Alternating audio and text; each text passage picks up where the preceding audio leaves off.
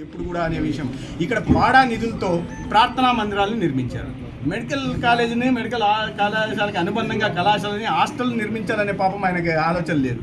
మళ్ళీ ఆయన సెక్యులరింగ్ గురించి పెద్ద గొప్పని చెప్తారు. ప్రభుత్వ డబ్బులతో ప్రార్థనా మందిరాలు నిర్మించకూడదనే నిబంధన కూడా తెలియకుండా వాటిని కూడా ఉల్లంఘించి అనేక చోట్ల ఈ రకంగా చేశారు. వాటి మీద ఉన్న శ్రద్ధ,